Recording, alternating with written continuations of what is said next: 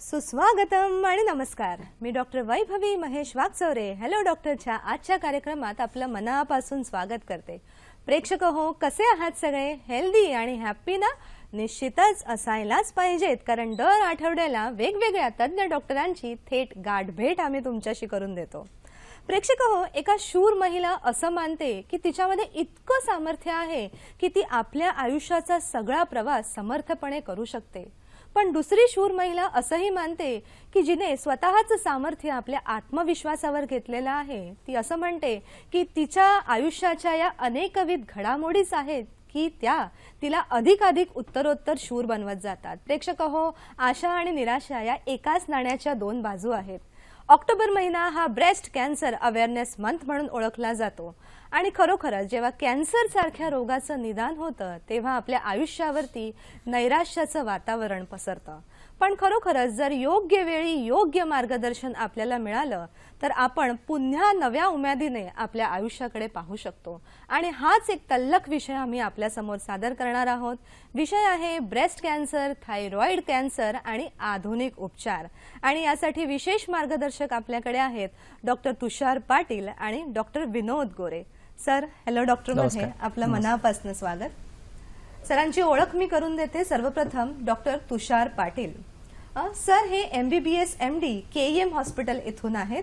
तसंच DM medical oncology ह्यामध्ये विशेष प्रावीण्यासह सरांनी गुजरात कॅन्सर अँड रिसर्च इन्स्टिट्यूटमध्ये पास आउट केलेलं आहे. विशेष म्हणजे कन्सल्टंट मेडिकल ऑन्कोलॉजिस्ट आणि हेमॅटोलॉजिस्ट यामध्ये सर गेल्या 6 वर्षाहून अधिक काळ पुण्यामध्ये सह्याद्री हॉस्पिटल आणि इतरही अनेक हॉस्पिटल्समध्ये अटॅच्ड आहेत. आणि assistant professor Bharati Vidyapeeth medical college या ठिकाणीही सुद्धा सर कार्यरत आहेत. दुसरे आपले मार्गदर्शक आहेत विनोद गोरे सर. विनोद गोरे सरांचं वैशिष्ट्य म्हणजे की गेली 12 वर्ष टाटा मेमोरियल हॉस्पिटल इथून त्यांनी आपलं शिक्षण पूर्ण केलेलं आहे आणि गेल्या 12 वर्ष जवळजवळ ते या कार्यक्षेत्रामध्ये पारंगत कार्यरत आहेत. सर त्यांच्या उत्तम शस्त्रक्रियेमधलं प्रावीण्य आणि रुग्णाबद्दलच्या प्रेमळ स्वभावासाठी प्रसिद्ध आहेत की ज्यामध्ये अनेकविध रुग्णांच्या चेहऱ्यावरती त्यांनी आजवर स्मितहास्य आणलेलं आहे. सरांचं विशेष म्हणजे आशिया खंडामध्ये इलेक्ट्रो किमोथेरपी सुरू करणारे सर पहिले सर्जन आहेत. तर खरोखरच प्रेक्षक हो, 2 उत्तम मार्गदर्शक आपल्या समोर आहेत. तर आम्हाला प्रश्न विचारण्यासाठी आपण पुष्कळ उत्सुक असाल, त्यासाठी आमचे फोन नंबर आपण पाहून घेऊयात. दूरध्वनी क्रमांक 022 हा कोड नंबर आहे. फोन नंबर 24908050 आणि 249880 आणि 50. प्रेक्षक हो, प्रश्न विचारताना तो विषयाला अनुसरून आणि मुद्देसूद असावा. तसंच आपल्या टीव्ही संचाचा आवाज मात्र बंद ठेवा, जेणेकरून प्रश्न थेट आमच्यापर्यंत येईल. तसेच सरांना भेटण्याची, त्यांच्याशी वैयक्तिकरित्या मार्गदर्शन घेण्याची सुद्धा आपल्याला आवश्यकता भासेल. त्यासाठी त्यांचा फोन नंबर आणि त्यांचा पत्ता आम्ही कार्यक्रमाच्या दुसऱ्या ब्रेकनंतर आणि शेवटी पुन्हा एकदा दाखवणार आहोत, त्याची आपण सगळ्यांनी नोंद घ्यावी. तर आजचा विषय ब्रेस्ट कॅन्सर अवेअरनेस मंथच्या निमित्ताने आपण सादर करत आहोत. सगळ्यात सुरुवातीला डॉक्टर तुषार पाटील, तुम्हाला आम्हाला विचारायला आवडेल की कॅन्सर म्हणजे काय आणि याचा प्रादुर्भाव किती आहे आता? नमस्कार. कॅन्सर म्हणजे ॲबनॉर्मल किंवा खराब झालेली दूषित पेशी आहे आणि त्याचा एक गोळा, याला कॅन्सर आपण असं म्हणतो. शरीरामध्ये विविध प्रकारच्या पेशी तयार होत असतात आणि त्या मरत असतात. त्याच्यातल्या काही खराब पेशी असतात जेव्हा या खराब पेशींची वाढ जास्तीत जास्त प्रमाणात होते आणि शरीराची प्रकृती, शरीराची प्रतिकारशक्ती त्यांना रोखण्यास निकामी होते, त्यावेळेला अशा पेशींचा एक मोठा गोळा तयार होतो आणि त्याला आपण कॅन्सर म्हणतो. याचं वैशिष्ट्य म्हणजे हे सेल्स किंवा पेशी दुसरे ऑर्गन्स किंवा अवयवांमध्ये जाऊ शकतात आणि त्यांना डॅमेज करू शकतात, त्यांचं पोषण स्वतः घेऊ शकतात आणि त्यामुळेच पेशंटचा मृत्यू होतो अखेरकार. याला आपण कॅन्सर म्हणतो. जर आपण भारतात किंवा सगळ्या विश्वात बघितलं तर असं आपल्या स्लाइडमध्ये दिसेल की साधारण 50%पेक्षाही जास्ती कॅन्सरचे रुग्ण आपल्या भारतासारख्या कंट्रीजमध्ये किंवा देशांमध्ये आहेत. आणि जर आपण त्याचं प्रोजेक्शन किंवा पुढे होणाऱ्या भविष्यात जर बघितले केसेस तर या खूप जास्ती प्रमाणात आपल्याकडे वाढणार आहेत. असा अनुमान आहे की 2025 किंवा 2050 पर्यंत 10 पैकी एका व्यक्तीला भारतात कॅन्सर होण्याची शक्यता राहणार आहेत. आज सुद्धा आपल्या भारतामध्ये 10 लाखापेक्षा जास्ती व्यक्ती दरवर्षी कॅन्सरचे आपल्याला आढळतात आणि त्यातले 30 ते 35% लोक मृत्युमुखी पडतात, कारण ते ॲडव्हान्स किंवा शेवटच्या स्टेजेसमध्ये त्यांचं निदान होतं. आपण जर स्लाइडमध्ये बघितलं तर साधारण 500% 2025 पर्यंत कॅन्सरच्या रुग्णांमध्ये वाढ होणार आहे. म्हणजेच सर, कॅन्सर जिथे अनियंत्रित पेशींची वाढ आहे याचा प्रादुर्भाव दिवसेंदिवस अधिकाधिक सुद्धा होत चालला आहे. विनोद सर, तुम्हाला विचारायला आवडेल की स्त्रियांमध्ये, विशेषतः आजचा आपला जो टॉपिक आहे, स्त्रियांमध्ये कोणकोणते कॉमन एरियाज आहेत की जिथे कॅन्सर दिसण्यात येतो? स्त्रियांमध्ये जे कॅन्सर होतात ते प्रामुख्यानं स्तनाचा कॅन्सर आणि गर्भाशयाच्या पिशवीचा कॅन्सर हे मुख्य कॅन्सर आहेत. स्तनाच्या कॅन्सरचं प्रमाण जवळजवळ 25% आणि गर्भाशयाच्या पिशवीचं कॅन्सरचं प्रमाण हेही जवळजवळ 24% एवढं स्त्रियांमध्ये आढळून येतं. बाकीचे कॅन्सर जर आपण पाहिले तर तोंडाचे किंवा घशाच्या आजूबाजूचे जे कॅन्सर असतात ते जवळजवळ 10 ते 15% त्याचं प्रमाण असतं. थायरॉइडच्या कॅन्सरचं प्रमाण स्त्रियांमध्ये जवळपास 2% आहे. जर आपण पाहिलं तर गेल्या अनेक वर्षामध्ये, काही जवळच्या कालावधीमध्ये आशियामध्ये आणि प्रामुख्याने भारतामध्ये कॅन्सरचं प्रमाण आणि स्त्रियांमधील कॅन्सरचं प्रमाण हे प्रचंड झपाट्याने वाढतंय. त्याच्यातही स्तनांच्या कॅन्सरच्या प्रमाणामध्ये प्रचंड झपाट्यानं आपल्याकडे वाढ होताना दिसते. आणि फक्त कॅन्सरचं प्रमाणच वाढत नाही तर त्यामधील जवळजवळ 1/3 स्त्रिया स्तनांच्या कॅन्सरच्या या स्तनांच्या कॅन्सरमुळे मृत्युमुखी पडतात. जगभरामध्ये स्तनांचे कॅन्सर हे महिलांमधील कॅन्सरचं सगळ्यात महत्त्वाचं मृत्यूचं कारण आहे. आपल्याकडेही स्तनांच्या कॅन्सरच्या अनेक स्त्रिया ह्या उपचार घेतल्यानंतरही मृत्युमुखी पडतात. खूप छान सर. सर, यातच आणखीन तुम्हाला पुढे विचारायला आवडेल की आपली जीवनशैली प्रत्येक व्याधीवरती एक मोठा ठसा उमटवते, तर या आपल्या बदललेल्या जीवनशैलीमध्ये कॅन्सर होण्याचं जे वयोमर्यादा आहे तिच्यावरती कितपत फरक पडलेला आहे? नक्कीच. आपली गेल्या काही वर्षांमध्ये जीवनशैलीमध्ये आमूलाग्र बदल झालेला आहे. या जीवनशैलीमध्ये आपण शहरीकरण जसं वाढलं, शहरीकरणाबरोबर चरबीचं प्रमाण वाढलं, आपली लाईफस्टाईल मध्ये बदल झाले आणि त्या बदलांमुळे स्तनांच्या कॅन्सरचं प्रमाण वाढण्याला मदत झाली आणि त्यामुळे स्तनांचं कॅन्सरचं प्रमाण वाढलं. आपण पाहू शकता की काही वर्षांपूर्वी जर पाहिलं तर स्तनांचे कॅन्सर हे 50शी नंतर स्तनांचे कॅन्सर व्हायचे आणि जवळजवळ 70% कॅन्सर हे 50 वर्ष वयोगटानंतर व्हायचे.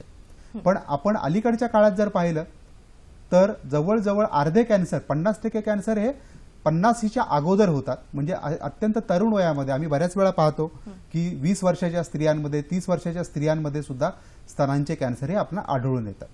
आणि दुसरी एक गोष्ट मला इथे सांगावीशी वाटते, जे स्तनांचे कॅन्सर अगदी तरुण वयामध्ये म्हणजे 30 किंवा 40 वर्षाच्या अगोदर होतात ते कॅन्सर जास्त खराब असतात. त्या कॅन्सरमध्ये मृत्यूचं प्रमाण हे अधिक असतं. त्याच्यामुळे हा जो वयामधला जो बदल झालेला आहे त्याच्यामुळे जरी आपण उपचारामध्ये प्रगती करत असेल, विज्ञान तंत्रज्ञानामध्ये केमोथेरपी, सर्जरी याच्यामध्ये जरी प्रगती होत असेल तरी सुद्धा या कॅन्सरचं तरुण वयामध्ये जे काही वयोमर्यादा आता दिसून येते त्यामुळे मात्र हे खराब प्रकारचे कॅन्सर असल्यामुळे मृत्यूच्या प्रमाणामध्ये बऱ्यापैकी वाढ होते.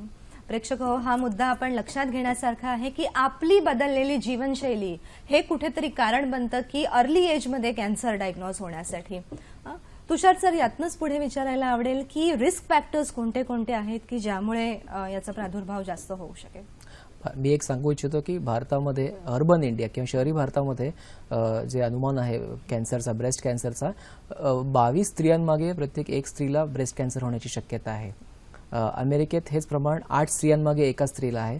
पण मला आश्चर्य वाटणार नाही पुढच्या 10-15 वर्षांमध्ये आपण तेच अनुमान किंवा प्रमाण गाठू, कारण शहरीकरण आणि बऱ्याचशा गोष्टी याच्यामध्ये खूप सारे बदल घडत आलेत.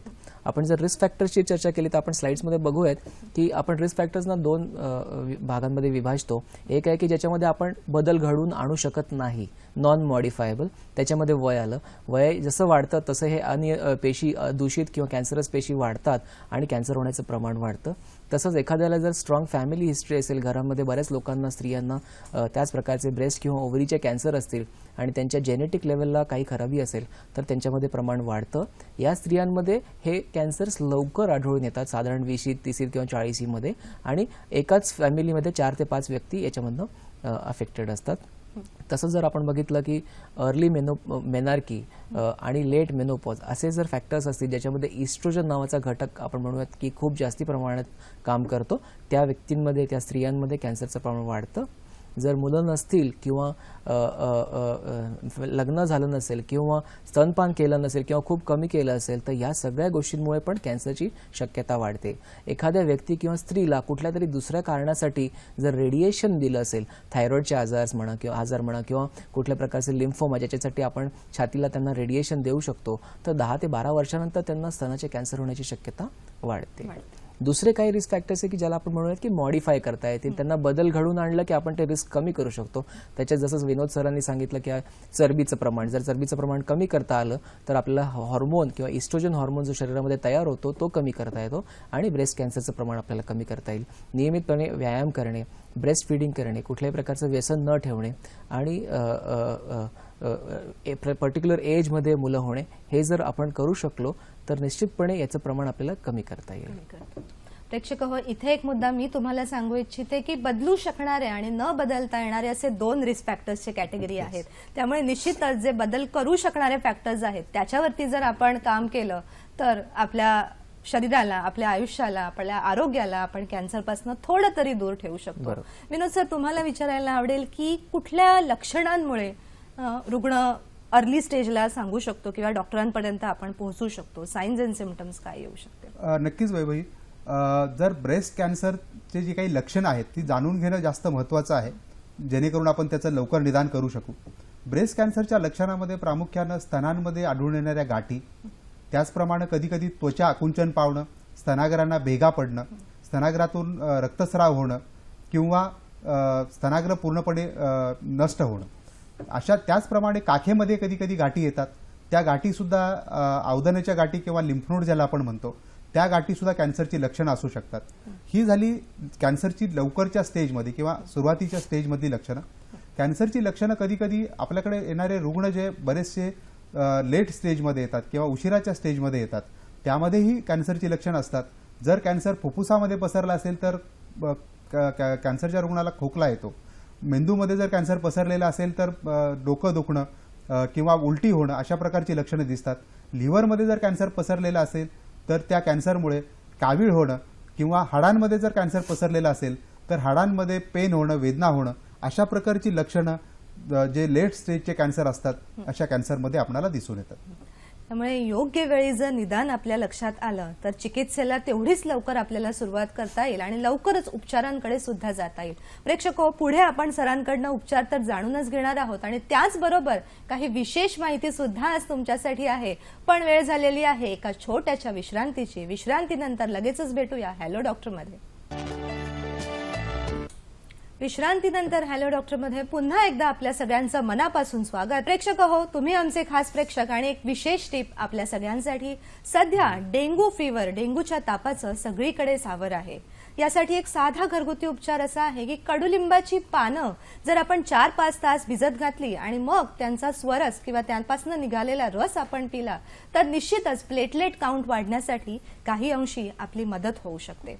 तुषार सर, आता तुमच्याकडे मला यायचं आहे की लवकर निदान झालं तर लवकर उपचार मिळतील, पण हे निदान कसे करायचे, डायग्नोसिस कसं करायचं? निदान किंवा डायग्नोसिस मध्ये आपण ब्रेस्ट कॅन्सरमध्ये ट्रिपल टेस्टचा वापर करतो.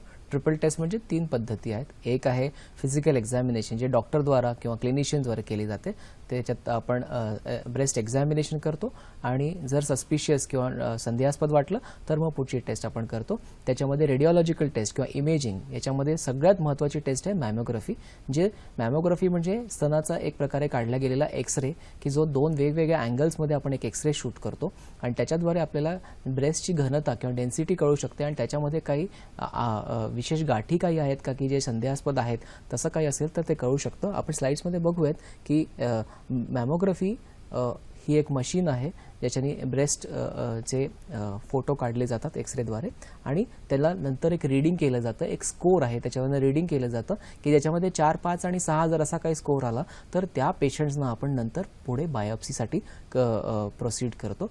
दुसरं म्हणजे काही लोकांमध्ये मॅमोग्राफीद्वारे आपल्याला जेवढी पाहिजे तेवढी माहिती मिळू शकत नाही, त्यावेळेला आपण मात्र सोनोग्राफीचा वापर करतो. मॅमो आणि सोनो हे कंबाईन केलं जातं आणि खूप रेअरली कधी जेव्हा आपल्याला या दोन्हीमधनं काही माहिती मिळत नसेल आणि जरी आपल्याला सस्पिशन स्ट्रॉंग असेल तर आपण MRI ब्रेस्टचा करू शकू.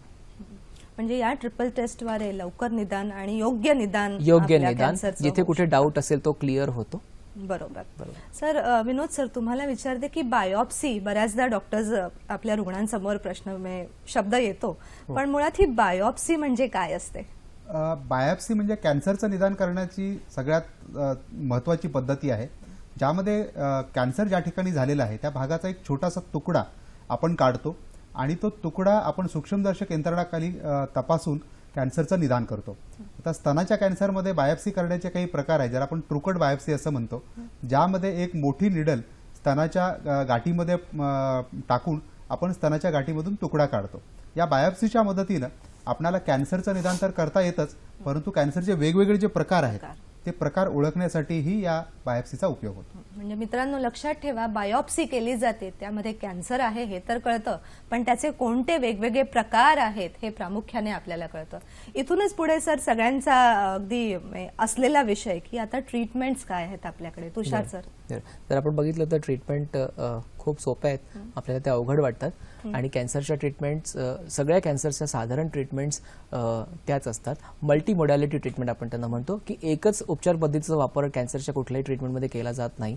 त्याच्यामध्ये सर्जरी आहे, त्याच्यामध्ये केमोथेरपी आहे, रेडिएशन आहे, ॲडव्हान्स थेरपी ज्याला आपण टार्गेटेड थेरपीज म्हणतो, आणि हॉर्मोनल थेरपी किंवा गोळ्यांच्या स्वरूपात दिली जाणारी थेरपी आहेत. आणि गेल्या 25 ते 30 वर्षांमध्ये या सगळ्या उपचार पद्धतींमध्ये एक रेव्होल्युशन झाले किंवा क्रांती झाली आहे. खूप सारे नवीन पद्धती आल्या आहेत, पेशंटला सुखकर अशा पद्धती आल्या आहेत, कमीत कमी वेदना त्रास देणाऱ्या पद्धती आल्या आहेत आणि जास्तीत जास्त प्रभावी इफेक्टिव्ह ट्रीटमेंट्स आपल्याकडे आता अवेलेबल आहेत. बरोबर. म्हणजे जशी आपली मेडिकल सिस्टम, सायन्स जेवढा ॲडव्हान्स होत जात आहे तेवढ्याच नवीन नवीन उपचार पद्धतीने आणखीन योग्य प्रकारे आपण चिकित्सा करू शकतो. सर, एक प्रश्न आहे आपल्याकडे. विजय बोलत आहेत आपल्याकडे नाशिकहून. नमस्कार विजयजी. हा नमस्कार मॅडम, बोला. मी विजय कुमार गंभीरे बोलतो, प्रश्न विचारा. तालुका. हा मॅडम, माझा प्रश्न असा आहे की शहरी जीवनशैली आणि ग्रामीण जीवनशैलीमध्ये ब्रेस्ट कॅन्सरचा काही फरक पडतो का? आणि दुसरा प्रश्न असा आहे की वयाचं लवकर लग्न, मुलींचे लवकर लग्न आणि 30 नंतर लवकर लग्न, 28 नंतर, याच्यात काही फरक पडतो का?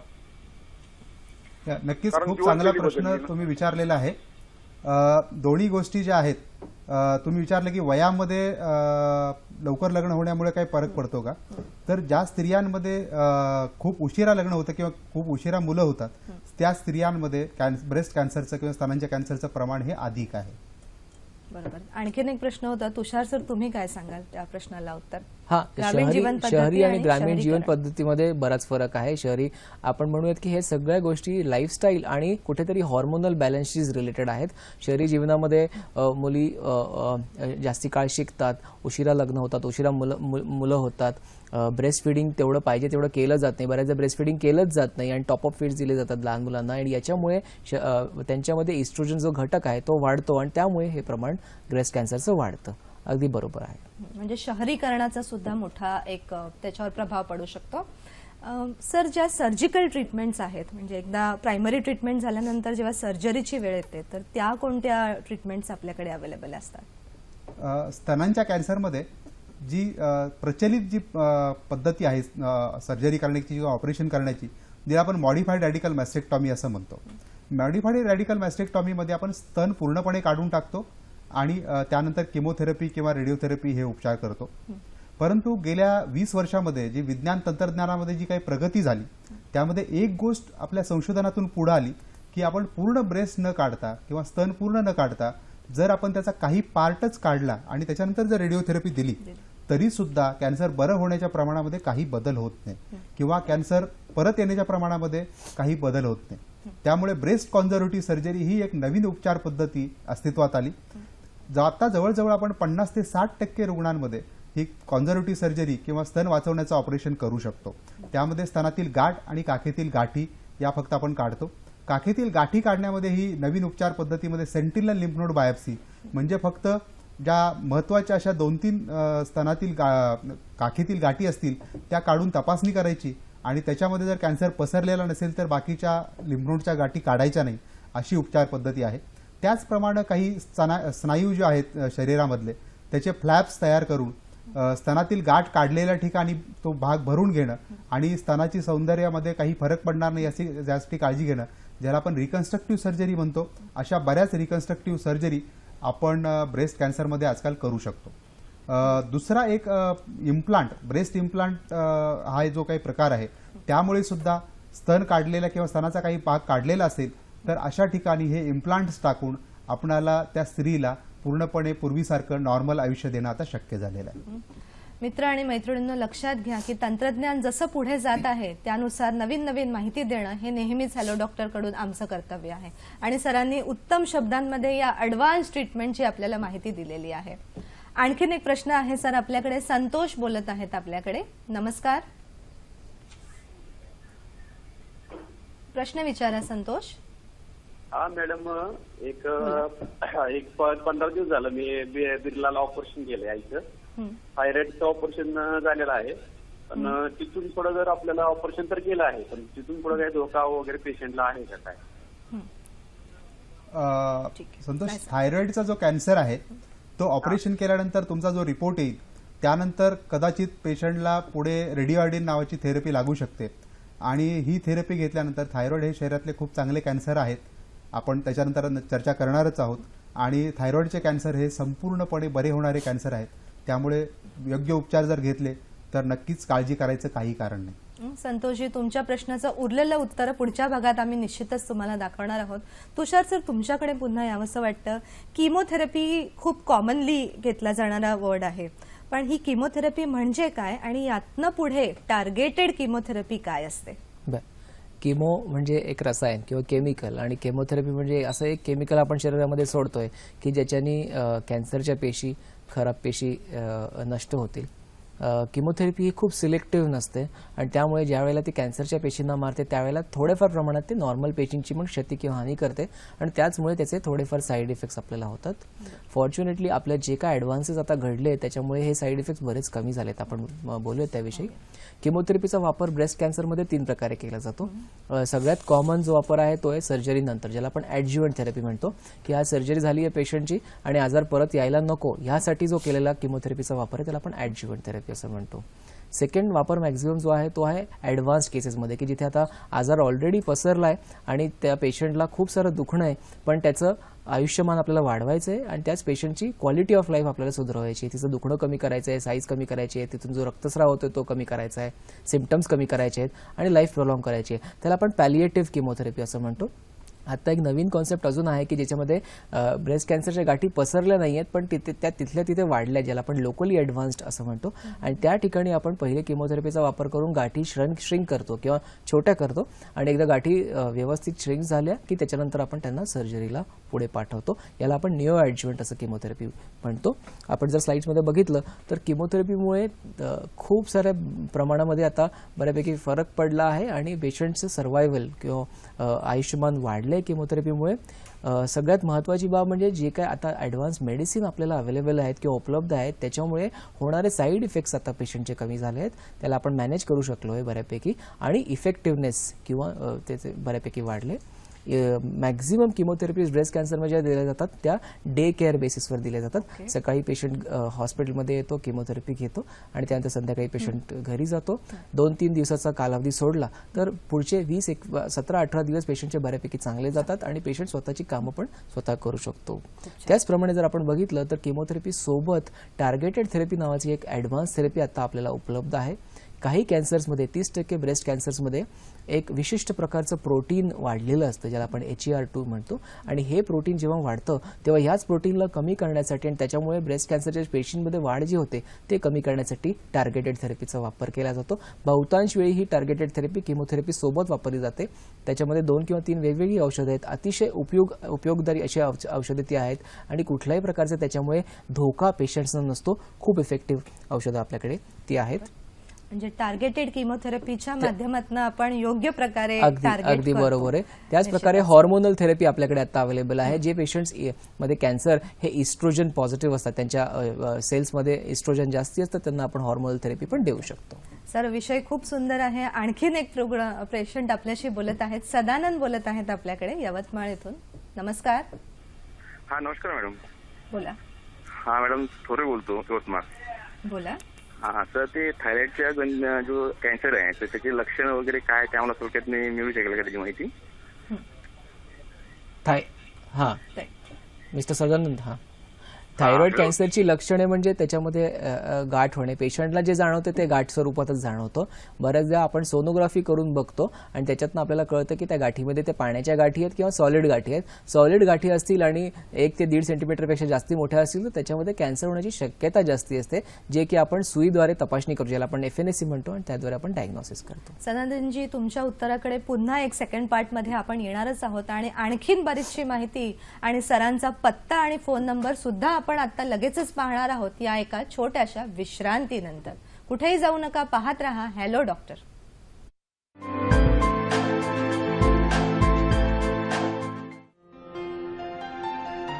ही समोर आपल्याला दिसते ती वनस्पती म्हणजे कढीपत्ता किंवा कढीलिंब आहे. याला कटनिंब असं सुद्धा हिंदीमध्ये म्हणतात. या वनस्पतीचा वापर हा पूर्वापार काळातून चालत आलेला आहे. प्राधान्यानं दक्षिण भारतात ही वनस्पती खूप वापरली जाते. ही तिखट रसाची अशी वनस्पती आहे आणि पोटात गेल्यानंतर सुद्धा ती तिखट तर कडू अशीच राहते आणि याचा उष्ण परिणाम आपल्या शरीरावरती येत असतो. या वनस्पतीची खासियत अशी आहे की या वनस्पतीच्या पानांचा वापर जेव्हा आपण पोटामध्ये करतो त्यावेळेला डाळ किंवा प्रोटीन्स जी आहे ती उत्तम पद्धतीने पचली जातात.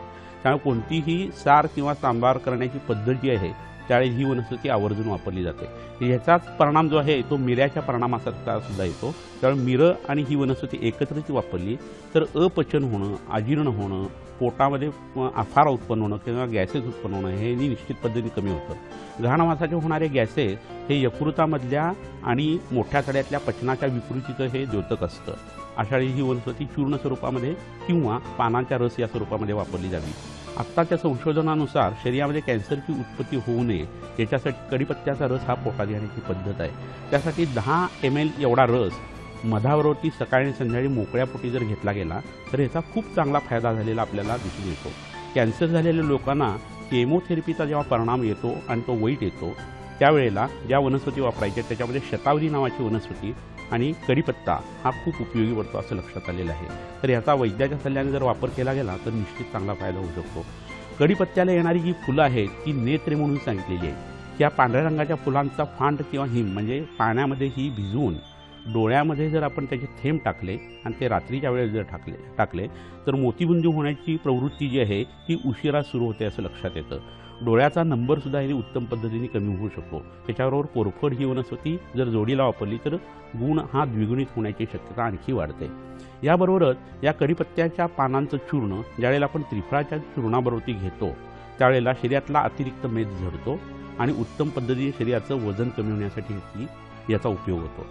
याच्या बरोबरीनं कढीपत्त्याच्या पानांचा रस हा मिऱ्याच्या बरोबरीने पोटात घेतला तर कृमींचा नाश होतो, रक्तशुद्धी उत्पन्न व्हायला लागते आणि शरीरात उठणारा खरूज, नायटा, गचकरण हे उत्तम पद्धतीने कमी होतं. धोबी इच नावाचा एक आजार व्यवहारामध्ये आपल्याला खूप ठिकाणी आढळतो. जांघेमध्ये आणि काखेमध्ये खाजून काळेपणा येणं, त्याच्यासाठी या वनस्पतीचा रस लावणं हे उपयोगी आहे. एकंदरीतच ती वनस्पती तिखट, कडू अशा पद्धतीची आहे आणि याचा परिणाम उष्ण असा येतो आणि आपल्या पंचफळाच्या औषधामध्ये याचा म्हणून समावेश केला गेलेला आहे. प्रेक्षक हो, विश्रांतीनंतर हॅलो डॉक्टरमध्ये पुन्हा एकदा आपलं स्वागत. प्रेक्षक हो, तुमच्यासाठी आणखीन एक डेंग्यूच्या तापासाठी विशेष टिप अशी आहे की पपईच्या पानांचा रस हा रोगप्रतिकारक शक्ती वाढवण्यासाठी तसंच शरीरातले विषारी पदार्थ उत्सर्जित करण्यासाठी खूप उपयुक्त आहे आणि डेंग्यू सारख्या तापामध्ये सुद्धा तो रोगप्रतिकारक क्षमता वाढवून आपल्याला मदत करतो. यातनंच आपल्या विषयाकडे आणखीन पुढे जाऊया. सर, रेडिओथेरपी, तुषार सर, रेडिओथेरपी कशी केली जाते आणि काय आहे एक्झॅक्टली? रेडिओथेरपी अथवा तर रेडिएशन अथवा तर मराठीत आपण त्याला म्हणूया लाईट किंवा काही लोक त्याला शॉक असं पण म्हणतात की जे मिथ आहे. याच्यामध्ये आपण हाय एनर्जीचे रेज एका विशिष्ट ऑर्गन किंवा अवयवावर फोकस करतो आणि त्याच्यामुळे तिथे जे पेशी राहून गेले असतील कॅन्सरस त्यांना आपण मारायचा प्रयत्न करतो. ब्रेस्ट कॅन्सरमध्ये जेव्हा केव्हा आपण ब्रेस्ट कॉन्झर्विंग सर्जरी करतो किंवा पूर्ण ब्रेस्ट काढलेले नसते त्यावेळेला सगळ्याच पेशंटना आपण रेडिओथेरपी ॲडवाईस करतो आणि त्यांनी घेतलं पाहिजे की परत येण्याचं प्रमाण तिथे कमी होईल. किंवा दुसऱ्या ज्याच्यामध्ये ब्रेस्ट पूर्ण काढली आहे त्याच्यामध्ये हाय रिस्क डिझीज, गाठी मोठ्या असेल, काखेतल्या गाठीमध्ये रोग आढळला असेल तर डेफिनेटली त्याचा वापर आपण केला जातो. त्याचप्रकारे रेडिओथेरपी हे वेदनाशामक पण आहे. एखाद्या व्यक्तीला ब्रेस्ट कॅन्सर हाडांमध्ये पसरला आणि त्याच्यामुळे हाडांमध्ये खूप जास्ती वेदना होत असतील तर हाडांना रेडिएशन देऊन आपण त्यांची वेदना कमी करू शकतो. या प्रकारे आपण रेडिएशनचा वापर ब्रेस्ट कॅन्सरमध्ये करू शकतो. सर, हा विषय महिलांचा आहे, महिला प्रधान कॅन्सरकडे आपण पाहत आहोत. तर विनोद सर, तुम्हाला विचारायला आवडेल की हॉर्मोनल थेरपी, की जो महिला शरीराचा, स्त्री शरीराचा एक सगळ्यात महत्त्वाचा मुद्दा आहे, ती काय असते? आपण जर पाहिलं तर ब्रेस्ट कॅन्सर हा मुख्यत्वे हार्मोनमध्ये जे काही चेंजेस होतात त्याच्यामुळेच होतो. त्यामुळे जेव्हा आपण कॅन्सरची ट्रीटमेंट करतो त्यानंतर तो कॅन्सर परत येऊ नये यासाठी ब्रेस्ट कॅन्सर इस्ट्रोजनचं प्रमाण वाढल्यामुळे होतो. तर इस्ट्रोजनचं प्रमाण वाढू नये आणि जरी वाढलेलं प्रमाण असेल तर ते रिसेप्टर्स त्याचे ब्लॉक केले जावेत याच्यासाठी जे काही औषधं दिले जातात त्याला आपण हॉर्मोनल थेरपी म्हणतो.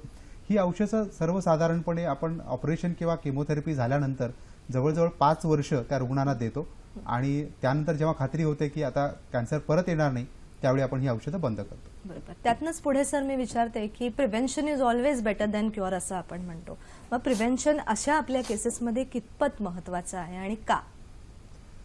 ब्रेस्ट कॅन्सरमध्ये प्रिव्हेन्शन खरंच खूप महत्त्वाचं आहे. तसं ते सर्वच आजारांमध्ये महत्त्वाचं असतं. आपण तुषार सरांनी जसं सांगितलं की काही मॉडिफायबल फॅक्टर असतात आणि काही नॉन मॉडिफायबल फॅक्टर असतात. तर मॉडिफायबल फॅक्टर जसं चरबीचं प्रमाण कमी करणं, चरबीयुक्त पदार्थ न खाणं, आपली जीवनशैली मध्ये काही सुधारणा करणं, नियमित व्यायाम करणं, अशा काही गोष्टी करून आपण ब्रेस्ट कॅन्सर डेफिनेटली काही प्रमाणात का होईना प्रिव्हेंट करू शकतो. बरोबर. तुषार सर, इथून पुढे येते की स्क्रीनिंग टेस्ट. कोणकोणत्या स्क्रीनिंग टेस्ट आपण पाहू शकतो? आजार होऊ नये किंवा अर्लिएस्ट स्टेजमध्ये डायग्नोज व्हावा, ज्याला आपण अर्ली डायग्नोसिस अँड ट्रीटमेंट म्हणतो, त्याच्यासाठी आपण स्क्रीनिंग टेस्ट वापरतो. ब्रेस्ट कॅन्सरमध्ये किंवा ब्रेस्ट या अवयवामध्ये त्याचे खूप एक महत्त्व आहे. 3 प्रकारचे स्क्रीनिंग टेस्ट आपण रेकमेंड करू पेशंटसाठी. एक आहे पहिली त्यातली ब्रेस्ट सेल्फ एक्झामिनेशन, म्हणजे स्वतः परीक्षण करणे ब्रेस्टचं, आणि सगळ्या महिलांनी ते केलं पाहिजे जितकं फ्रिक्वेंटली, जितकं जास्ती वेळा शक्य असेल. क्लिनिकल ब्रेस्ट एक्झामिनेशन म्हणजे डॉक्टरद्वारा केलेली ब्रेस्टची तपासणी, ती दर 6 ते 12 महिन्यामध्ये एकदा आपण केली पाहिजे. आणि तिसरी सगळ्यात महत्त्वाची टेस्ट आहे मॅमोग्राफी, जो एक एक्सरे आहे. मॅमोग्राफी तिसरी महत्त्वाची टेस्ट तुम्ही म्हटली आहेत आता. तर ही मॅमोग्राफी म्हणजे काय असतं? आपण मागच्या चित्रामध्ये बघितलं की मॅमोग्राफी हे ब्रेस्टचा एक काढलेला एक्सरे आहे. 2 वेगवेगळ्या अँगल्समध्ये आपण तो शूट करतो आणि त्याच्यातनं आपल्याला ब्रेस्टच्या बाबतीत खूप सारी माहिती, इन्फॉर्मेशन मिळते. त्याच्यामध्ये घनता किती आहे, काही गाठी आहेत का, कॅल्सिफिकेशन किंवा कॅल्शियमचे काही डाग दिसत आहेत का, आणि त्याच्यावरनं आपण एक स्कोअर कॅल्क्युलेट करतो आणि त्याच्यातनं आपण एक त्याच्यातलं निष्कर्ष काढतो की हे जी गाठ दिसते ती कॅन्सर असू शकते किंवा नसू शकते. आपण जसे चित्रामध्ये बघू शकाल स्लाइडच्या की एक छोटीशी गाठ आहे पण तिचे जे मार्जिन्स आहेत ते खूप इरेग्युलर आहेत आणि त्याच्यामुळे कॅन्सर असण्याची शक्यता जास्त आहे. त्याचप्रमाणे अजून एक गाठ आहे की जी खूप मोठी आहे आणि त्याच्यामध्ये कॅन्सर असण्याची शक्यता खूप जास्त आहे. जर आपण बघितलं तर मॅमोग्राफी ही 40 नंतर आपण ॲडवाईस करतो. 40 या वयानंतर दर 1 किंवा 2 वर्षांनी आपण मॅमोग्राफी करणं सगळ्यांना त्याचा सल्ला देतो. अमेरिकेत स्टडी झाला होता खूप मोठा, त्याच्यामध्ये असं आढळलं की 40 आणि 50 या वयात जर आपण मॅमोग्राफी केली दर 1 वर्षामध्ये किंवा 2 वर्षात तर त्याच्याने मृत्यूचं प्रमाण, ब्रेस्ट कॅन्सरमध्ये होणाऱ्या मृत्यूचं प्रमाण 17% कमी होऊ शकतं. त्याचप्रमाणे जर हेच मॅमोग्राफी 50 आणि 70 ह्या वयात बायकांची केली दरवर्षी तर हे प्रमाण 25 ते 30% कमी होऊ शकतं. म्हणजे साधी एक एक्सरे सारखी टेस्ट आहे की ज्याच्याने ब्रेस्ट कॅन्सर अर्ली स्टेजेसमध्ये डायग्नोज होऊ शकतो, ट्रीट होऊ शकतो, बरा होऊ शकतो आणि ब्रेस्ट कॅन्सरमुळे मृत्युमुखी पडणाऱ्या व्यक्तींचं प्रमाण बऱ्यापैकी आपल्याला कमी करता येईल. खूप महत्त्वाची टेस्ट. इथे एक मुद्दा हायलाईट सरांच्याच माध्यमातून मी करू शकेन की 40 नंतर मॅमोग्राफी करणं हे आपल्या सगळ्यांसाठीच खूपच महत्वाचं आहे. सर त्यातच पुढे आणखीन विचारते की अर्ली डिटेक्शन कितपत महत्वाचं आहे. अर्ली डिटेक्शन खूपच महत्वाचं आहे. परत मी तुम्हाला स्लाइड्स मध्ये तुम्ही बघू शकाल की आपण जर स्टेज बघितली पहिल्या स्टेजमध्ये साधारण 80 ते 90% पूर्ण बरे होतात. जसं जसं स्टेज पुढे सरकत जातं तसं बरं होण्याचं प्रमाण कमी होत जातं. शेवटच्या स्टेजेसमध्ये बरं होण्याचं प्रमाण बिलकुल नाही आहे, पण 5 वर्ष जगण्याचं प्रमाण साधारण 10 ते 15% फक्त आहे. तसंच आपण जर खर्चाची बाब बघितली तर जसं स्टेज कमी असेल तसं आपला पूर्ण ह्या आजारावर होणारा खर्च कमी असतो. जशी स्टेज वाढत जाते तसं तसं आपल्याला खर्च जास्ती करावा लागतो. म्हणजे जशी स्टेज वाढेल तसं आपलं सर्व्हायवल किंवा बरं होण्याचं प्रमाण कमी आणि आपला ट्रीटमेंटला होणारा खर्च जास्ती. हे आपण लक्षात घेता अर्ली डायग्नोसिस आणि ट्रीटमेंट करणं सगळ्यात महत्त्वाचं आहे. निश्चितच. म्हणजे स्टेजनुसार पुढचा सुद्धा जो एक मोठा भाग येतो तो सुद्धा आपण इथे प्रिव्हेंट करू शकतो. विनोद सर तुमच्याकडे यायला आवडेल की जो तुमचा महत्त्वाचा विषय आहे रिहॅबिलिटेशन, चिकित्सेच्या नंतरचं जे पुनर्वसन आहे त्याबद्दल काही विशेष मार्गदर्शन आमच्यासाठी. नक्कीच, कारण रिहॅबिलिटेशन हा अत्यंत महत्त्वाचा विषय आहे. रिहॅबिलिटेशन किंवा पुनर्वसन हा शब्द आपण जिथे कुठे आतापर्यंत ऐकला ते मुख्यत्वे असं होतं की जिथे काही उद्ध्वस्त झालेलं आहे, जिथे काही पडझड झालेली आहे त्या ठिकाणी आपण रिहॅबिलिटेशन किंवा पुनर्वसन करतो. रिहॅबिलिटेशन म्हणजे सोप्या भाषेत सांगायचं झालं तर समाजातल्या सशक्त लोकांनी समाजातील अशक्त लोकांना मुख्य प्रवाहात आणण्यासाठी केलेले प्रयत्न म्हणजे पुनर्वसन. आता ब्रेस्ट कॅन्सरच्या आजारामध्ये शरीराची पडझड मानसिकदृष्ट्या शारीरिकदृष्ट्या झालेली असते. ती 2 गोष्टीमुळे होते, एक तर आजारामुळे आणि दुसरी म्हणजे ट्रीटमेंटमुळे. आम्ही जे काही ऑपरेशन आणि केमोथेरपी करतो त्याच्यामुळे शरीराची पडझड झाली असते. त्यामुळे या दोन्ही गोष्टींमध्ये रिहॅबिलिटेशनचा खूप मोठा वाटा आहे. आपण जर पाहिलं आपण ऑपरेशन करतो, ऑपरेशनमध्ये काखेतील गाठी काढतो आणि काखेतील गाठी काढल्यानंतर काय होतं की त्या ठिकाणचं जे पाणी आहे ते शोषून घेणाऱ्या गाठी आपण काढल्या तर हातामध्ये पाणी साठून लिम्फेडिमा किंवा हात मोठा होणं, पाया एवढ्या आकाराचा हात होणं असा प्रकार होतो. याला काही पुढे ट्रीटमेंट नाही आहे. त्यामुळे ऑपरेशन झाल्यानंतर जर व्यवस्थित व्यायाम केले तर हा आजार किंवा लिम्फेडिमा पूर्णपणे प्रिव्हेंट केला जाऊ शकतो. त्याचप्रमाणे या हातावरती कुठलाही दोरा न बांधणं, तंग कपडे न घालणं, घड्याळ किंवा अंगठ्या न घालणं आणि इंजेक्शन व सलाईन न घेणं या गोष्टीही कडून आपण हा लिम्फेडिमा पूर्णपणे टाळला जाऊ शकतो. आणि किमोथेरपीचे जे काही रिहॅबिलिटेशन आहे त्याबद्दल पाटील सर आपल्याला माहिती सांगतील. पाटील सर खरंच तुमच्याकडे पुन्हा यावं लागेल. रिहॅबिलिटेशनसाठी म्हणजे किमो नंतर किंवा बाकीच्या ट्रीटमेंट नंतर सुद्धा जे रिहॅब होतं त्याबद्दल काय सांगू शकाल? किमोथेरपीनंतर सगळ्यात लोकांना जी भीती असते की किमोथेरपीनंतर केस जातील, खूप सारा अशक्तपणा, वीकनेस येईल, हातांच्या वेन्स किंवा नसा सुजतील आणि त्याच्यामध्ये दुखणं जास्ती वाढेल. त्या सगळ्यांसाठी आता बरेचसे उपाय आपण करू शकतो. केस न जाण्यासाठी ॲक्च्युली उपाय काही नाही आहेत, पण दुसरा त्याचा पर्यायी मार्ग म्हणजे आपण वेग वापरू शकतो. आता काही ट्रीटमेंट्स येत आहेत ज्या रिसर्च फेजमध्ये आहेत आणि त्याच्यामुळे केस गळणे किंवा केस जे आपले जातात ते कमी होऊ शकेल काही प्रमाणात. काही लेझर ट्रीटमेंट्स आहेत, काही कॅप्स आहेत, त्याच्यामुळे हे प्रमाण कमी होऊ शकेल, पण आपल्याला त्याला वेळ आहे अजून. त्याचप्रमाणे वीकनेस जो आपण म्हणूयात, जो अशक्तपणा आहे, त्याच्यासाठी आम्ही असा सल्ला देतो की ट्रीटमेंट चालू असताना खूप सारं पाणी पिणे. पाणी साधं पाणी असू शकतं, इलेक्ट्रॉल पावडर, ग्लुकॉन डी, कुठल्या प्रकारचे ज्युसेस असू शकतात ते सगळे घेणे, नियमित आहार ठेवणे, दर 2 तासाला थोड्या प्रमाणात खाणे, चघळायला तोंडामध्ये इलायची, लवंग, पेपरमिंट, खडीसाखर असं काहीतरी ठेवणे. त्याच्याने लाळेचं प्रमाण जास्ती वाढणार आहे आणि आपला घसा कोरडा नाही पडणार, इन्फेक्शनचं प्रमाण कमी होईल. जर डॉक्टरांनी सल्ला दिला तर मल्टीविटॅमिन्स किंवा विटॅमिन्सची काही औषधं आपण घेऊ शकतो, प्रोटीन्सची पण आपण औषधं घेऊ शकतो. जर आपण नसांचं खराब होण्याचं प्रमाण आणि लालसर किंवा काळे होण्याचं प्रमाण बघितलं तर काही किमोथेरपीजमध्ये तसं होऊ शकतं आणि ज्या लोकांना जास्ती काळासाठी किमोथेरपीची गरज पडते त्यांच्यामध्ये नक्कीच असं प्रमाण वाढतं. त्याचा असा एक ऑप्शन आहे की आपण या व्यक्तींना किमोपोर्ट किंवा एक असं यंत्र बसवतो की ज्याच्याद्वारे किमोथेरपी देणं खूप सुखकर होतं. ते आपण चित्रामध्ये बघू शकाल की तो एक आपण पोर्ट बसवला आहे आणि त्याच्यामुळे त्याच्यातनंच फक्त आपण औषध देतो. हाताच्या नसा खराब होत नाही, त्या पोर्टमधनं औषध देता येतं, सलाईन देता येतं, रक्त काढता येतं, सगळ्या प्रकारच्या प्रक्रिया आपल्याला करता येतात. पेशंटचं आयुष्य जास्ती सुखकर करता येतं. किमोथेरपीचा त्रास तेवढाच आपल्याला त्यांना कमी करता येतो. आणि याच्याही पुढे जाऊन काही जे पेशंट असतात ज्यांना आपण स्तनाचा पूर्ण भाग काढलेला असतो त्यांच्यामध्ये पुढे काही रिकन्स्ट्रक्शन सर्जरी करून करून किंवा इम्प्लांट्स वगैरे बसवून त्यांचा जो मानसिक दृष्ट्या ज्या काही त्या खचलेल्या असतात त्यासाठी आपल्याला रिहॅबिलिटेशन त्यासाठीही करता आपण येईल. करू शकतो. मैत्रिणींनो, सौंदर्य हा आपला दागिना आहे. ब्रेस्ट कॅन्सर जेव्हा होतो तेव्हा थोडीशी हुरहुर मनामध्ये राहते की माझ्या सौंदर्याला काही बाधा पोहोचू शकेल का. पण अशा प्रकारच्या रिहॅबिलिटेशनमध्ये किंवा रिकन्स्ट्रक्टिव्ह सर्जरीजमुळे घाबरून जाऊ नका. आणि अगदी सरतेशेवटी ब्रेस्ट कॅन्सरसाठी काय विशेष मार्गदर्शन आम्हाला तुम्ही सांगू शकाल सर? ब्रेस्ट कॅन्सरबद्दल मी एवढंच सांगेन की ब्रेस्ट कॅन्सर किंवा स्तनांमध्ये होणाऱ्या ज्या गाठी असतात त्या सर्वच गाठी काही कॅन्सरच्या नसतात. परंतु कुठल्याही प्रकारची लक्षणं तुम्हाला जेव्हा दिसतात तेव्हा घाबरून न जाता आणि ते आजार अंगावर न काढता त्वरित डॉक्टरांकडे जा. तज्ज्ञ डॉक्टरांकडून तपासणी करून घ्या, त्याचं निदान करा आणि निदान झाल्यानंतर लवकर उपचार करा. लवकर उपचार जर केले तर हा कॅन्सर नीट व्हायला नक्कीच मदत होते. ब्रेस्ट कॅन्सर बरा होऊ शकतो. लवकर डायग्नोसिस निदान केलं आणि ट्रीटमेंट केलं तर त्याच्यात 90% लोक बरे होऊ शकतात पहिल्या आणि दुसऱ्या स्टेजेसमध्ये. ज्या प्रकारची क्रांती या विषयात घडती त्या प्रकारे आपण बघू की बरेचसे व्यक्ती याच्यात मुक्तता होऊ शकेल त्यांची जर लवकर आमच्याकडे आले. खूप सारे गोष्टींचे साईड इफेक्ट्स आता आपल्याला कमी करता येतील आणि व्यवस्थित घेता येतील. आपल्याला दुसऱ्या लोकांना मोटिवेट करायची गरज आहे की हा आजार हा डेथ सेंटेन्स नाही आहे, याच्यातनं बरं होण्याचं प्रमाण बऱ्यापैकी जास्त आहे. आपण लवकरात लवकर त्याचं निदान आणि ट्रीटमेंट केलं पाहिजे. महिलांनो, ब्रेस्ट कॅन्सरला घाबरून माघार घेऊ नका. तर आपल्या तज्ज्ञांच्या मार्गदर्शनाखाली लढण्याचा एक पुन्हा प्रयत्न आपण करणार आहोत. आणखीन आपण पुढे थायरॉइड कॅन्सरकडे सुद्धा जाणार आहोत आणि पुढच्या आठवड्यामध्ये किंवा उद्या आपल्याकडे कोणते डॉक्टर येणार आहेत त्यांचीही माहिती पाहणार आहोत. पण वेळ आहे एका छोट्याशा विश्रांतीची. लगेचच पुन्हा भेटूया हॅलो डॉक्टरमध्ये. विश्रांतीनंतर हॅलो डॉक्टरमध्ये पुन्हा एकदा आपलं मनापासून स्वागत. प्रेक्षक हो, दर आठवड्याला आणखीन नवीन डॉक्टरांना तुमच्या समोर आणून आणि वेगवेगळ्या विषयांची मांडणी करण्यासाठी आम्ही उत्सुक असतो. तर पाहूया आपला उद्याचा विशेष कार्यक्रम काय आहे. हॅलो डॉक्टर प्रायोजित कार्यक्रम रविवार दिनांक 9 ऑक्टोबर 2016 8 वाजता. विषय आहे पोटाच्या आजारांसाठी अग्निचिकित्सा आणि सहभागी आहेत डॉक्टर सत्यन गुजर. ईमेलद्वारे आपण आत्तापासूनच कार्यक्रमात सहभाग घेऊ शकता. सर, आपल्याला एक प्रश्न आला होता ब्रेकमध्येच. जानराव बोलत आहेत आपल्याकडे. नमस्कार साहेब, मला काही थायरॉइडचा काही त्रास त्रास आहे.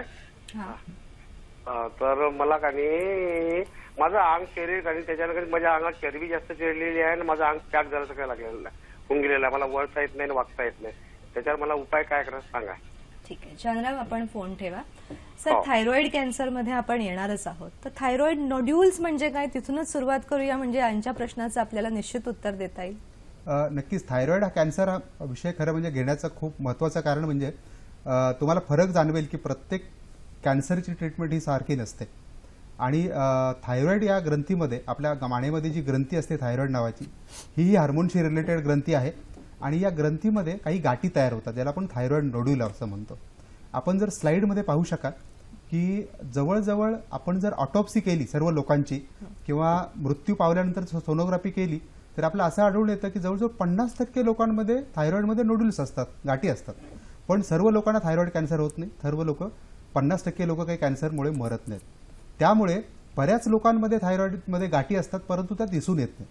फक्त 4 ते 5% लोकांमध्ये थायरॉइडच्या गाठी ह्या क्लिनिकली दिसतात किंवा आपणाला दिसतात. जेव्हा दिसल्यानंतर त्याची सोनोग्राफी करून आणि सुईची तपासणी करून घेणं गरजेचं आहे. त्यामधील काहीच थोड्याच गाठी ह्या कॅन्सरच्या असतात.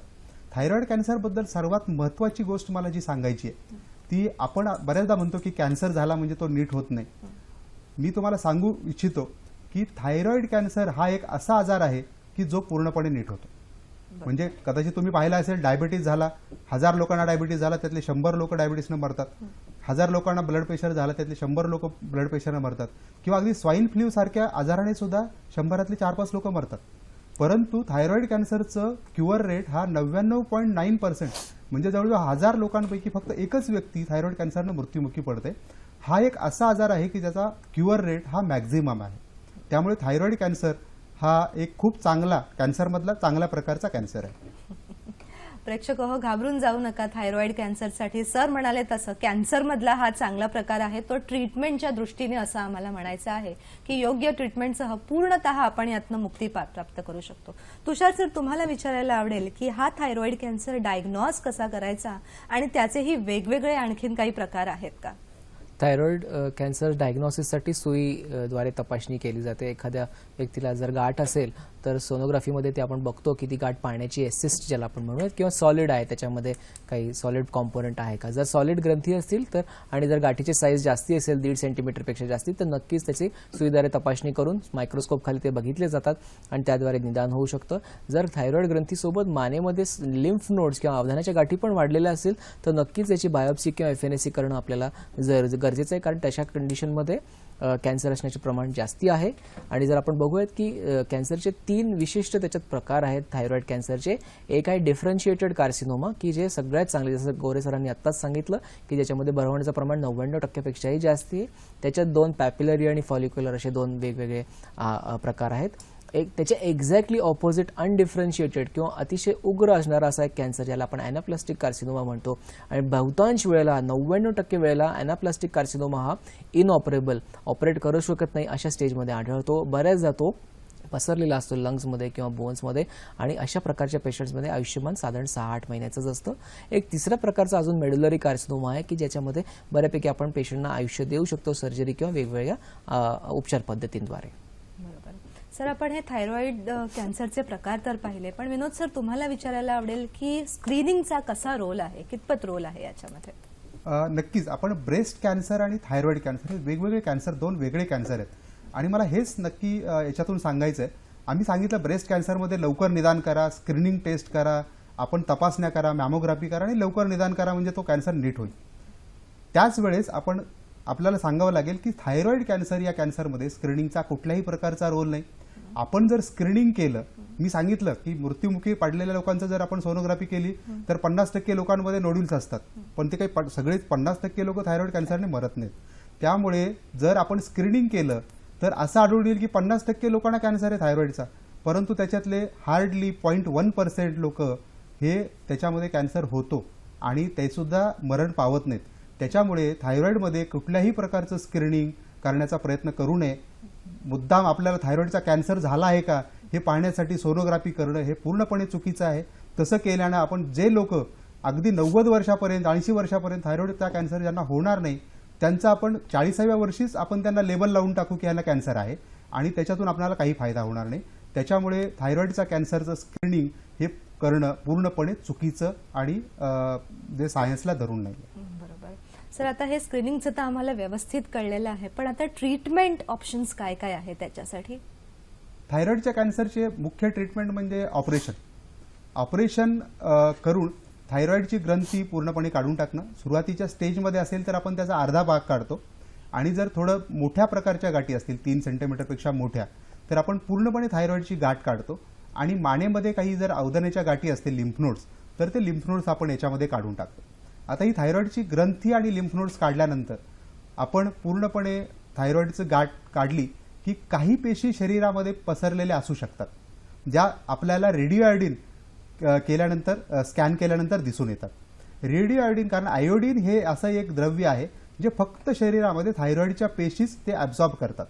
जर आयोडीनला आपण एक रेडिएशनचा मॉलिक्यूल जोडला तर थायरॉइडच्या ज्या काही पेशी शरीरामध्ये फिरत आहे त्या पेशीमध्ये आयोडीन प्रवेश करतं आणि त्याच्याबरोबर हा जसा एखाद्या याला बॉम्ब लावलेला असतो तसं टार्गेटेड तो आयोडीनच्या मॉलिक्यूल बरोबर रेडिएशनच्या मॉलिक्यूलमध्ये जातो आणि थायरॉइडच्या ज्या काही पेशी कॅन्सरच्या असतील त्यांना मारून टाकलं जातं आणि खूप इफेक्टिव्हली याची ट्रीटमेंट केली जाते. ही ट्रीटमेंट सर आपण चित्रात न दाखवल्याप्रमाणे खूपच इफेक्टिव्ह आम्हाला वाटत आहे. एक शेवटचा प्रश्न आहे सर आपल्याकडे. सचिन बोलत आहेत आपल्याकडे नाशिक येथून. नमस्कार सचिनजी. माझी पत्नी आहे, वय वर्ष आहे 31 वर्ष. तिला ब्रेस्ट कॅन्सर गेल्या 1 वर्षापासून सांगितलं आहे. नाशिक माझे उपचार चालले आहेत, तर रॅडिकल सर्जरी सांगितली, आता करावीच का ती? सर किती दिवसांपासून त्यांना कॅन्सर आहे ब्रेस्टचा? 1 वर्ष झालं. 1 वर्ष झालं? हो हो. मला वाटतं की लवकरात लवकर कॅन्सर तज्ज्ञांना दाखवून तुम्ही तो कुठे शरीरामध्ये पसरलेला नाही आहे ना याची तपासणी करून घ्या आणि तो कुठल्या स्टेजमध्ये आहे त्यानुसार त्याचे उपचार घेणं अत्यंत गरजेचं आहे. निश्चितच योग्य सरांनी मार्गदर्शन केलेलं आहे की तज्ज्ञांना लवकरात लवकर दाखवून त्याचं उत्तम ट्रीटमेंट करणं आवश्यक आहे. प्रेक्षक हो, वेळ आहे का आरोग्य सल्ल्याची आपल्या विशेष. आजचा आपला आरोग्य सल्ला हा आजच्या विषयाच्या निमित्तानेच आहे. किमोथेरपी नंतर जर आपली भूक कमी झाली असेल तर आपण एकाच वेळी भरपूर आहार न खाता दिवसातून 5 ते 6 वेळा लहान लहान आहार घ्यावा. आहारामध्ये चरबीयुक्त घटक कमी ठेवावे. हिरव्या पालेभाज्या व ताज्या फळांचा समावेश करावा. आठवड्यातून किमान 5 वेळा तरी चालण्याचा व्यायाम आपली पचनशक्ती सुधारण्यासाठी अत्यंत आवश्यक आहे. प्रेक्षक हो, काही कारणास्तव जर आजच्या कार्यक्रमाचा काही भाग आपल्याकडून मिस झाला असेल तर आपण पुन्हा पाहू शकता. मंगळवार दिनांक 18 ऑक्टोबर 2016 सकाळी 9 वाजता. हाच आपला विषय ब्रेस्ट कॅन्सर, थायरॉइड कॅन्सर आणि आधुनिक उपचार. सहभाग डॉक्टर तुषार पाटील आणि डॉक्टर विनोद गोरे. तसेच नेहमीच तज्ज्ञ डॉक्टरांना आमच्याकडे सहभागी करण्यासाठी आणि कार्यक्रमाच्या फीडबॅकसाठी आमचा पत्ता आहे निर्माती हॅलो डॉक्टर, दूरदर्शन केंद्र Worli, Mumbai 400030. Hello doctor DDK Mumbai@gmail.com. Facebook आणि युट्यूबच्या लिंकद्वारे सुद्धा तुम्ही आमच्याकडे सहभागी होऊ शकता. तुषार सर, अगदी शेवटी आणि महत्वाचा प्रश्न थायरॉइड कॅन्सरसाठी की किमोथेरपी आणि टार्गेटेड किमोथेरपी काय? थायरॉइड कॅन्सर्समध्ये किमोथेरपीचा रोल खूपच कमी आहे. जसं मी म्हटलो की डिफरन्शिएटेड किंवा ज्यांचं बरं होण्याचं प्रमाण जास्ती त्याच्यामध्ये किमोथेरपीचा काहीच रोल नाही आहे. जे ॲनाप्लास्टिक कार्सिनोमा खूप अतिशय उग्र कॅन्सर आहे त्याच्यामध्ये काही प्रकारचे किमोथेरपीज आपण त्यांना देऊ शकतो. अतिशय 2-3 औषधं त्याच्यात आहेत. ॲडव्हान्स औषधांपैकी टार्गेटेड थेरपीज की ज्या त्या पेशींवर काम करतात असे काही कॅन्सर्समध्ये थायरॉइड कॅन्सर्स पण एक आहे आणि त्याच्यामध्ये आपण त्यांचं आयुष्य वाढवू शकतो जेव्हा केव्हा या उपचार पद्धती आपण वापर करूयात. त्या पण एक मोजक्या 3-4 किंवा 5 प्रकारची औषधं फक्त आहेत. ओव्हरऑल किमोथेरपीचा याच्यामध्ये काही जास्ती रोल नाही. त्याचप्रमाणे रेडिएशन जे नॉर्मल रेडिएशन आपण बाकी कॅन्सरमध्ये देतो त्याचाही फारसा थायरॉइड कॅन्सरमध्ये रोल नाही. खूप छान सर, खूप उत्तम प्रकारे स्तनांचा कॅन्सर आणि थायरॉइडचा कॅन्सर यांचं मार्गदर्शन मिळालं. पण आणखीन काही अगदी सरतेशेवटी प्रश्न माझ्याही मनामध्ये आहेत त्याचंही सादरीकरण करा. पहिला प्रश्न असा सर की प्रसूतीनंतर जर स्तनपान कमी झालं असेल तर भविष्यात कॅन्सर होऊ शकतो का स्तनांचा? नक्कीच अशा लोकांमध्ये कॅन्सर होण्याचं प्रमाण हे जास्त असतं. हायपोथायरॉइडिझममुळे पुढे थायरॉइड कॅन्सर होऊ शकतो का? नाही, त्याचा काही संबंध नाही. हायपोथायरॉइड स्क्रीनिंग टेस्ट आपल्या स्तनांच्या कॅन्सरमध्ये करावी का? स्तनांच्या कॅन्सरमध्ये स्क्रीनिंग टेस्ट करणं नक्कीच गरजेचं आहे. तुषार सर, थायरॉइडच्या कॅन्सरमध्ये स्क्रीनिंग टेस्ट करावी का? कुठलाच रोल नाही स्क्रीनिंगचा थायरॉइड कॅन्सरसाठी. आणि थायरॉइड कॅन्सरमधून आपली पूर्ण मुक्तता सर होऊ शकते का? नक्कीच. थायरॉइड हा एक असा कॅन्सर आहे की ज्याच्यातून आपली पूर्णपणे मुक्तता होण्याचे चान्सेस खूप जास्त आहेत. खूप छान मैत्रिणींनो, उत्तम विषय आणि उत्तम प्रकारे सादरीकरण. सरते शेवटी अगदी 2 वाक्य की if you quit you will lose but if you fight you will survive. म्हणजेच जर आपण प्रयत्न सोडून दिले तर आपली हार होईल, पण जर आपण प्रयत्न केले तर निश्चितच विजय आपला होईल. त्यामुळे सगळ्यांसाठी अगदी तुम्हाला मी सांगत आहे की be a fighter not a loser. आणि सर, सरते शेवटी पुन्हा एकदा नवीन उमेदीने आमच्या मैत्रिणींना एक नवीन आयुष्य आणि एक नवीन स्मितहास्य देण्यासाठी काय 2 शब्द सांगाल? नक्कीच कॅन्सरला घाबरून जाऊ नका. कुठलीही कॅन्सरची लक्षणं दिसली तर तज्ज्ञ डॉक्टरांना दाखवून वेळीच सल्ला घ्या, वेळीच उपचार करा, निदान करा आणि आपलं पुढचं आयुष्य हसत जगा. एवढंच मी या निमित्ताने सांगू शकतो. तुषार सर, किमोथेरपी पण अशी एक गोष्ट आहे की ज्याला घाबरून जाऊ नका. किमोथेरपी आता खूप सुखकर झाली आहे. कमीत कमी त्रासांमध्ये देता येते. सगळ्या लोकांचं ऐकू नका. डॉक्टरी सल्ला घ्या. डॉक्टर काय म्हणतात ते साईड इफेक्ट्स ऐका आणि त्याच्यातनं कसं बाहेर पडायचं ते आपण शिकूयात. ब्रेस्ट सपोर्ट ग्रुप्स मदत करतात याच्यामध्ये. आधीचे झालेले पेशंट ते आपल्याला मदत करू शकतील. योग्य वेळा मिळालेली योग्य माहिती खास आपल्यासाठी होती. त्यामुळे नवीन स्मितहास्यासाठी पुन्हा नव्या उमेदीने आपण सगळ्याच जणी तयार होऊयात. सर, आपण दोघेही तुषार सर आणि विनोद सर आमच्याकडे आलात, कार्यक्रमाची शोभा वाढवलीत, उत्तम मार्गदर्शन केलं. त्यासाठी हॅलो डॉक्टर परिवारातर्फे आपलं मनापासून आभार. धन्यवाद.